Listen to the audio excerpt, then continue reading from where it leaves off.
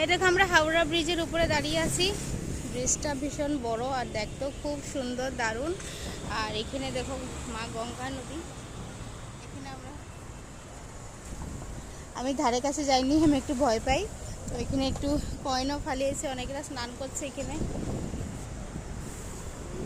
দেখো কতটা উঁচা, আর ব্রিজটা পুরো হিলসে, নিচে হিলসে। আমার ভয় লাগছে, ওই জন্য আমি চলে যাচ্ছি।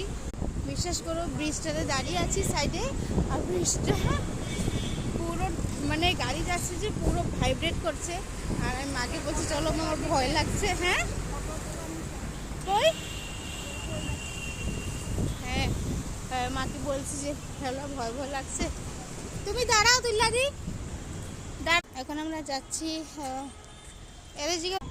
এখন আমরা যাচ্ছি গঙ্গা নদী ঘাটে নিচে। তো দেখবো, তো সামনে যাবো না আমরা। হ্যাঁ, তো ওখানে যাচ্ছি এখন। কি ওখান থেকে একটু জল নেব, আর একটু ধারে কাছে একটু দাঁড়াবো। যদি রোদ না থাকে তাহলে দাঁড়াবো। নিচে জায়গাটা অনেকটা বড় এরিয়া নিয়ে আছে, দেখতে একটু হরর টাইপের লাগে দেখতে। তো দেখো, একটু হরর মুভিগুলো থাকে, কিন্তু অনেকটা স্মেল এখানে। তো এখন যাচ্ছি আমরা নিচে ঘাটের দিকে। চলো দেখি। অনেক মানুষ দেখো ওখান থেকে স্নান করে আসছে, গঙ্গা নদী থেকে অনেকে স্নান ধান করে এখানে আসছে।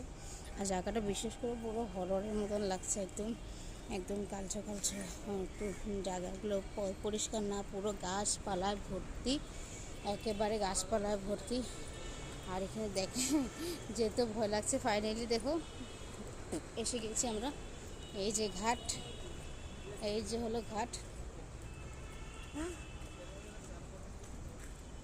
এখন আমরা একটু দাঁড়াবো এখানে।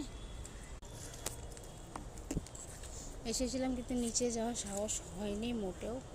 আর ওরা যে কীভাবে স্নান করে ওরাই জানে। বউ মানুষ আছে তো।